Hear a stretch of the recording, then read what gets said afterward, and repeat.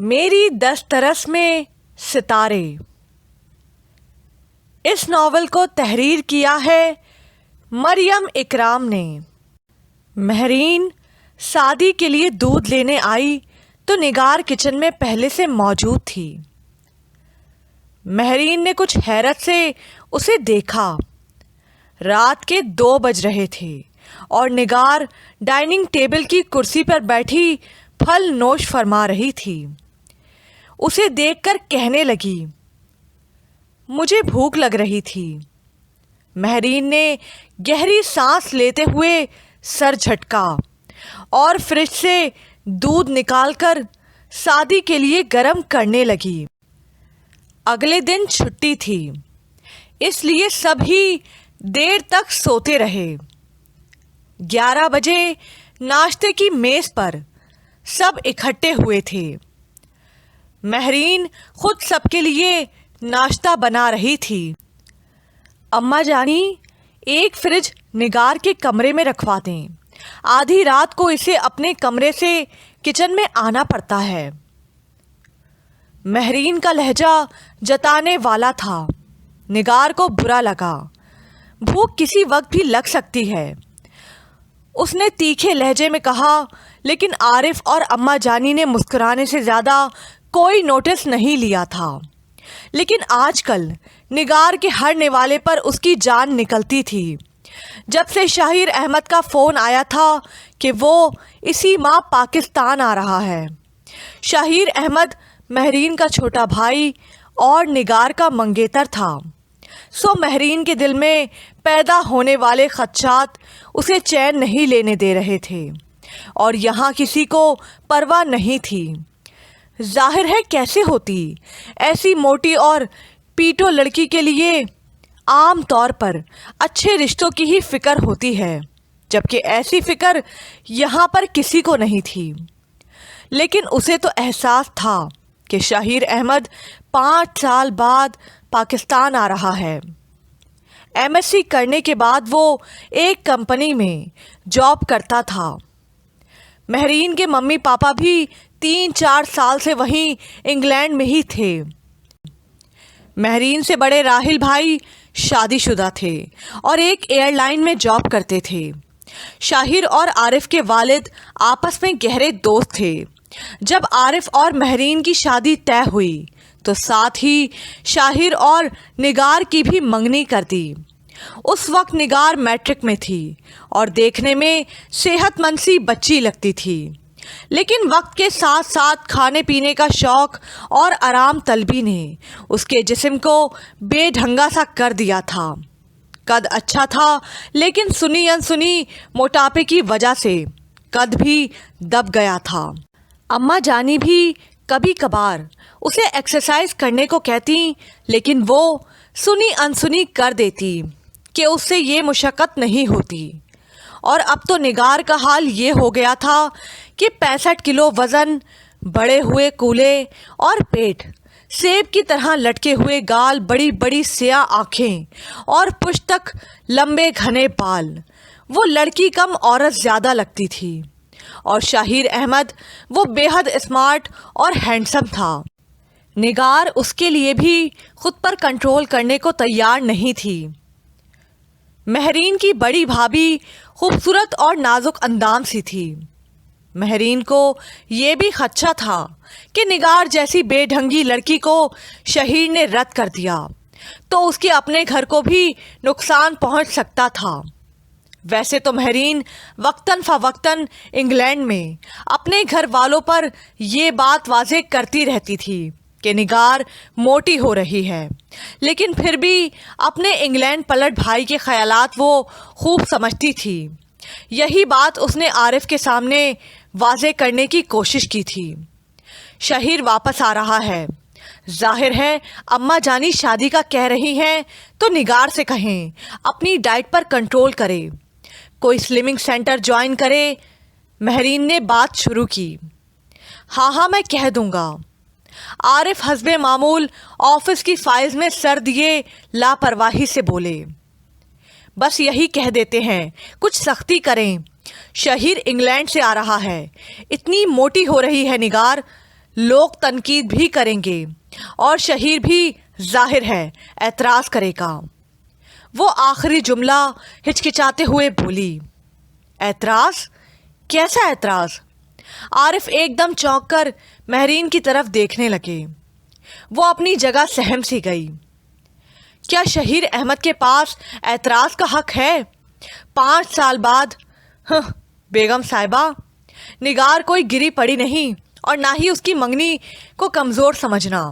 جتنا مضبوط ہم دونوں کا بندھن ہے اتنا ہی نگار اور شہیر احمد کا۔ وہ برہم لہجے میں بولے۔ آپ مجھے دھمکی دے رہے ہیں؟ مہرین کا دل زور سے دھڑکا۔ ہرگز نہیں، بات اصول کی ہے۔ اسمارٹنس کوئی شریعت میں شامل نہیں، مائنڈ اٹ۔ وہ ہاتھ کے اشارے سے بات ختم کر کے بولے تو وہ چپ سی ہو گئی۔ منزہ اور احسن لان میں بیڈمنٹن کھیل رہے تھے اور نگار وہیں کرسی پر بیٹھی فرینچ فرائز کی پلیٹ صاف کر رہی تھی۔ وہ کھانے میں زیادہ اور ان کے کھیل پر کم توجہ دے رہی تھی۔ اس لیے جب وہ دونوں ہمیشہ کی طرح لڑائی پر کھیل ختم کر کے آئے تو احسن نگار پر برس پڑا۔ موٹی پٹیو کھانے کی پڑی ہے، یہ بے ایمان لڑکی ہمیشہ فاؤل کھیلتی ہے، آئندہ میں اس کے ساتھ نہیں تمہارے ساتھ کھیلوں گا۔ وہ منزہ کی طرف خوخار نظروں سے دیکھ کر بولا، جو ٹانگ ہلا کر اسے مزید تیش دلا رہی تھی۔ مجھ سے تو یہ فضول گیم نہیں کھیلا جاتا۔ اس نے فوراً انکار کر دیا۔ مر جاؤ گی کسی دن کھا کھا کر۔ وہ اس کے ہاتھ سے پلیٹ لیتے ہوئے بولا، ہٹو تم، ہار کر سارا غصہ مجھ پر اتار رہے ہو۔ میں خالہ سے شکایت کروں گی۔ اس نے پلیٹ واپس جھپٹ لی۔ احسن اور منزہ دونوں خالہ کے جڑواں بچے تھے۔ بڑے 2 بھائیوں کی شادی ہو چکی تھی اور منزہ سے بڑی افرا کی شادی کی تیاری ہو رہی تھی۔ شاہیر احمد کے آنے کی خبر سنی تو نگار کی شامت آ گئی۔ تم گوشت کھانا، اسے ہڈیاں کھلانا، خود پیپسی پینا، اسے نلکے کا راستہ دکھانا، چاکلیٹ خود کھانا، اسے ریپر دکھانا۔ بھائی اس انگلینڈ پلٹ کو پتہ چل جائے گا کیسی پیٹو بیوی سے واسطہ پڑا ہے۔ احسن کے منہ پر بس یہی تذکرہ تھا۔ ویسے نگار بڑا دل گردہ ہے شاہیر احمد کا جو تم سے شادی کرے گا۔ وہ اسے نظر انداز کیے چاکلیٹ کھانے لگی۔ اگر میں شاہر کی جگہ ہوتا تو فوراً انکار کر دیتا۔ بالکل انٹرسٹ نہیں ہے تمہیں شہیر میں، وہ 5 سال بعد آ رہا ہے۔ منزہ کو اس کی بے نیازی دیکھ کر خیال آیا، نہیں مجھے کون سا عشق ہے اس سے۔ وہ ہونس جھیٹ بنی اگلی چاکلیٹ منہ میں رکھ رہی تھی۔ اس کے دل کو کچھ نہیں ہو رہا، اس بیچارے کے دل کو ضرور کچھ ہوگا، مثلاً ہارٹ اٹیک۔ احسن نے اسے زج کرنے کے لیے آخری حربہ استعمال کیا جو کارگر ثابت ہوا۔ نگار نے جل کر پلیٹ پٹخ دی۔ ذلیل کمینے، اب آنا اپنی فلاح سے بات کروانے کی منت لے کر۔ احسن نے بھرپور کہکا لگایا، جاؤ جاؤ، ایک دنیا میں تم ہی تو نہیں، ویسے بھی تمہاری منت کر کے جہاں میری عزت نفس مجروح ہوتی ہے وہاں بجٹ بھی خاصا متاثر ہوتا ہے۔ وہ اسے دھم دھم کرتے اندر جاتے دیکھ کر پیچھے سے چلایا، اب منانے کے لیے بھی تو جیب ہی ڈھیلی کرنی پڑے گی میرے احمق بھائی۔ منزہ اس کے پیچھے چلی گئی۔ ٹرن ٹرن فون کی گھنٹی بجی۔ نگار نے چوئنگم چباتے ہوئے فون اٹھایا۔ ہیلو۔ لہجہ خاصا بیزار کن تھا کیونکہ وہ شدید بور ہو رہی تھی۔ ہیلو، السلام علیکم، شہیر احمد اسپیکنگ۔ آپ کون؟ دوسری طرف سے تعارف کروانے کے بعد پوچھا گیا تو شاہیر کا نام سن کر وہ ایک لمحے کو چپ رہ گئی۔ یہ پہلا موقع تھا کہ اس نے شہیر کا فون اٹینڈ کیا تھا۔ دل تیز تیز دھڑکنے لگا۔ ہیلو، کیا آپ میری آواز سن رہی ہیں؟ مؤدب سی آواز دوبارہ آئی۔ جی، آپ کیسے ہیں؟ اپنی گھبراہٹ پر وہ جھنجلا گئی۔ فائن، مہرین آپ ہی سے بات کروا دیں پلیز، انتہائی شائستہ لہجے میں گزارش کی گئی۔ ہولڈ کریں پلیز۔ اس نے جلدی سے کریڈل ایک طرف رکھا اور مہرین کو آواز دی۔ फ्राइडे को आ रहा है शाहिर, तुमने पहचाना नहीं? शाहिर था टेलीफोन पर। महरीन भाभी ने फ़ोन बंद करके उसे इत्तला दी। नहीं, वो खुद को लापरवाह जाहिर कर रही थी, लेकिन दिल में अजीब सी बेचैनी ने डेरे डाल लिए थे। ये शायद उस आवाज़ का जादू था जिसने उसकी समात के साथ साथ दिल को भी मुट्ठी में ले लिया था। शाहिर की आमद का सुनकर सबसे ज़्यादा अम्मा जानी खुश थीं और चाहती थी कि इकलौते होने वाले दामाद की आओ भगत में कोई कमी ना रह जाए। आरिफ भाई से कह दिया एक गाड़ी घर के लिए पोर्च में खड़ी करवा दें ताकि शाहिर को मुश्किल ना हो, बल्कि निगार को भी ख़ास हिदायत की गई कि वो अपनी डाइट पर कंट्रोल करे और देखो उसके सामने खाना पीना कम। मुनज़्ज़ा और एहसन के साथ मिलकर जो ऊट पटांग हरकतें करती हो वो भी मत करना। अम्मा जानी के इतने ऑर्डर सुनकर वो बिगड़ ही गई। कितना अहम है शाहिर सबके लिए। मैं ख़ुद को क्यों बदलूं? किस लिए? वो मुंह दबाकर बोली और महरीन भाभी मज़ीद बेचैन हो गईं। वो खुलकर कह भी नहीं सकती थी, जाने शहीर क्या कह दे। वो भला निगार को कैसे पसंद कर सकता है? कहीं फ़ौरन इनकार करके चला गया तो आरिफ क्या कहेंगे? सोचती तो दिल बैठने लगता। वसवसे उनका पीछा करने लगते तो रात की नींद भी उड़ जाती। फिर अम्मा जानी का इतना जोश देखकर वो मज़ीद परेशान हो जाती। बेशक निगार बहुत खूबसूरत थी, लेकिन इतना भारी वजूद सारे हुस्न को गारत कर देता था। जब पहनना ओढ़ना ही नहीं सजता तो शक्ल की खूबसूरती कोई खूबी नहीं लगती। शहीर जिस देश से आ रहा था वहाँ नाजुक अंदामी और स्मार्टनेस हर तरफ थी। वो फ़ोन पर उसे ढके छुपे लफ्ज़ों में कह भी चुकी थी, लेकिन शहीर की सूरत आंखों में आते ही वो फिर से घबराने लगती। महरीन भाभी सादी को सुलाकर नीचे आईं तो निगार कानों पर वॉकमैन लगाए बैठी थी। उसे जाने के लिए तैयार किया और फिर रास्ता भर समझाती रही, थोड़ा स्मार्ट हो जाओ, दुल्हन बनकर अच्छी लगोगी। वो बेनियाजी से सर हिलाती रही। स्लिमिंग सेंटर ही ज्वाइन कर लो, इस तरह बहुत फ़र्क पड़ेगा, कम से कम शाहिर को तसल्ली होगी। महरीन ने फिर कोशिश की। क्यों? मैं किसी की खातिर क्यों फाके काटूं? जिसे कबूल करना है इसी तरह करे। वो काट खाने को दौड़ी। मैं फाके करने को थोड़ा कह रही हूँ भाई, शादी के दिनों में अच्छी खासी दुबली लड़कियाँ भी मोहतात हो जाती हैं अपने बारे में, और फिर तुम दुल्हन बनकर सबकी निगाहों का मरकज़ भी तो होगी। शाहिर इतना स्मार्ट है। महरीन भी मजबूर थी।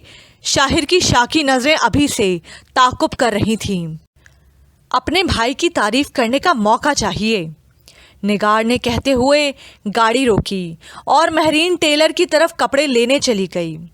वापस आई तो मकमेल पकड़े वो बड़े इत्मीनान से खा रही थी।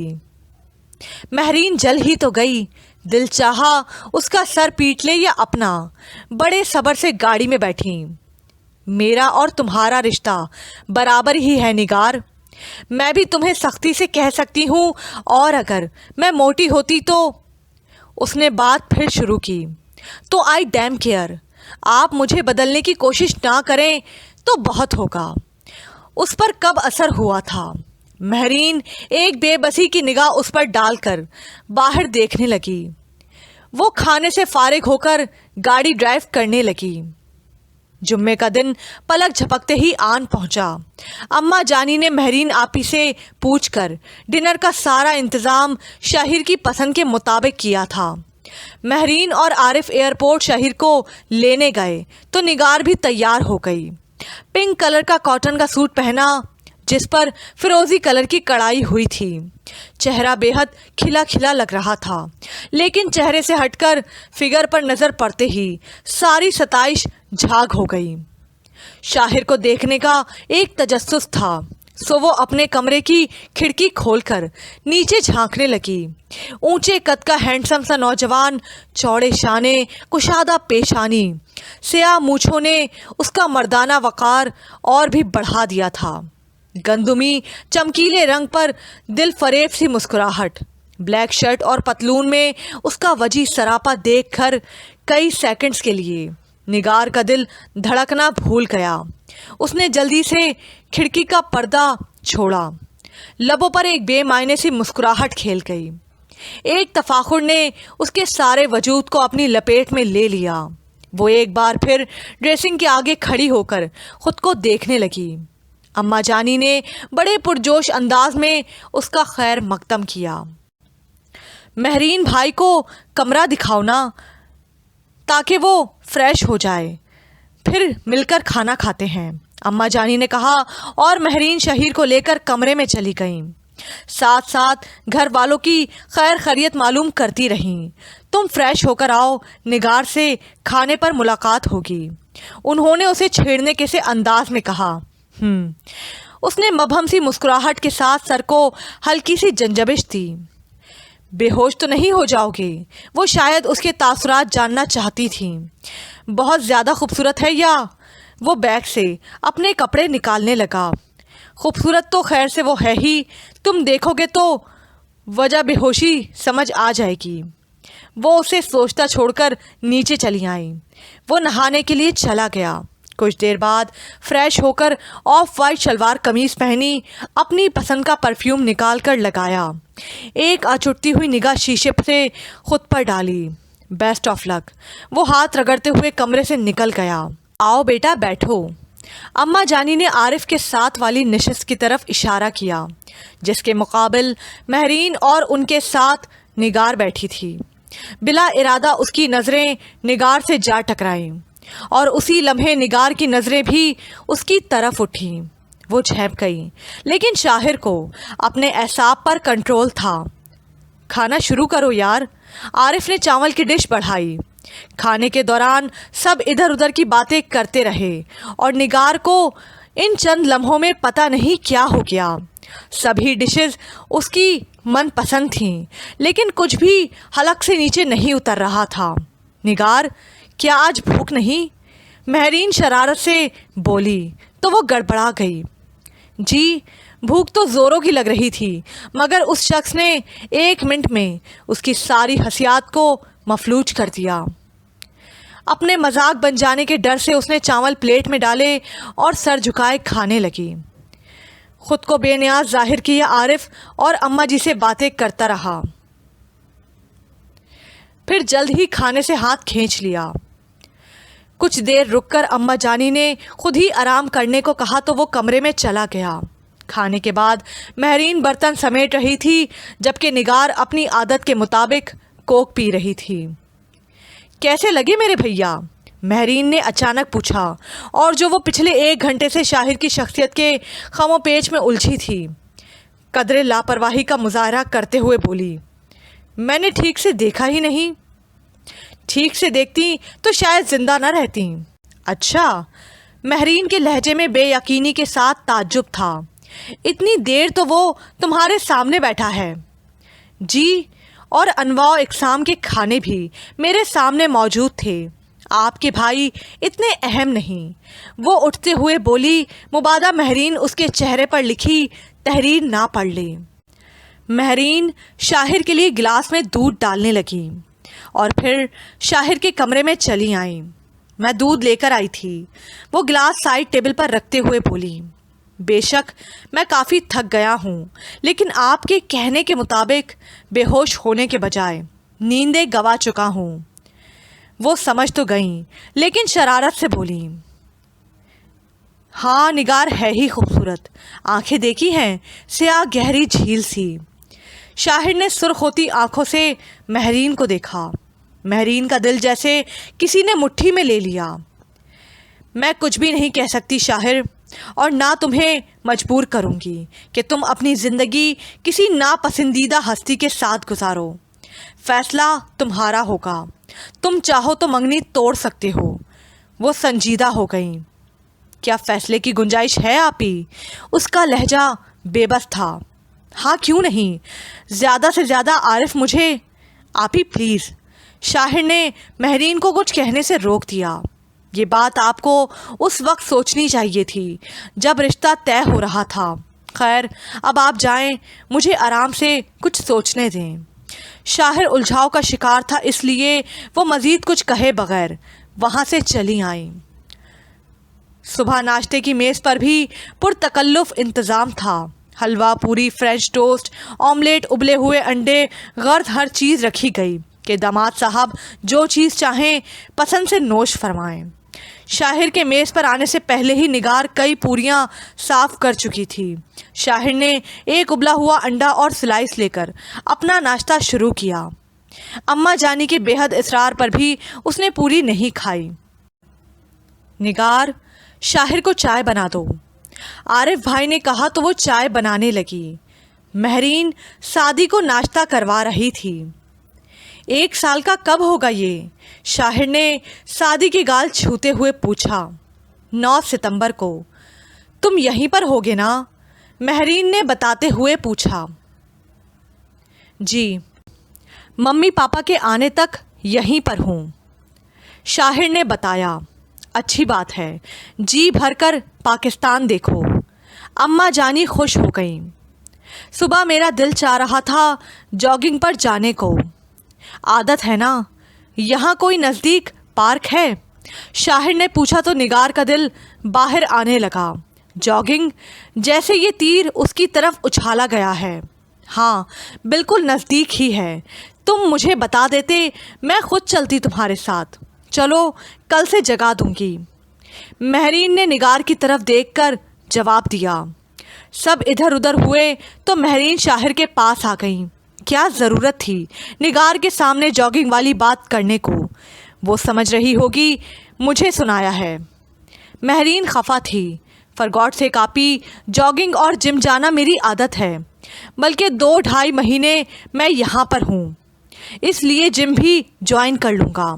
وہ اخبار ایک طرف رکھ کر کھڑا ہوا۔ سعدی کہاں ہے؟ باہر لان میں، نگار کے پاس، مہرین نے بتایا تو اس نے بیرونی دروازے کی طرف قدم بڑھا دیے۔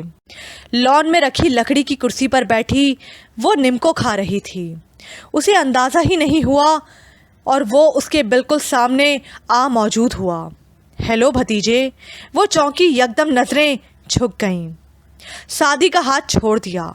گود میں رکھی نمکو کی پلیٹ دیکھ کر وہ اندر ہی اندر شرمندہ ہونے لگی، پھر اٹھا کر میز پر رکھ دی۔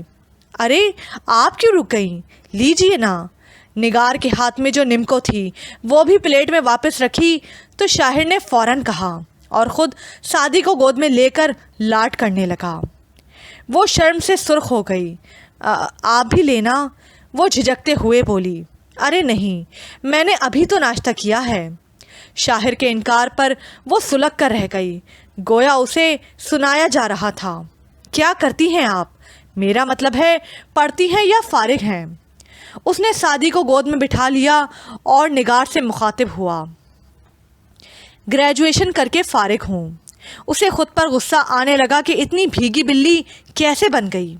کیوں یہ سلسلہ آگے کیوں نہیں بڑھایا؟ آپ کو پڑھنا چاہیے تھا۔ اس کا شائستہ لہجہ نگار کو اپنی گرفت میں لے رہا تھا۔ بس یوں ہی، نگار نے جواب دیا۔ یہ تو کوئی جواب نہ ہوا بھائی، تعلیم انسان کو باشعور بناتی ہے، ذہن بھی فریش رہتا ہے اور فضولیات میں وقت ضائع نہیں ہوتا۔ وہ کتنی محبت سے سمجھا رہا تھا۔ نگار اپنی جگہ سن ہو گئی تھی۔ یہ دنیا کا واحد شخص تھا جس نے ایک پل میں اس کو اپنا گرویدہ کر لیا تھا۔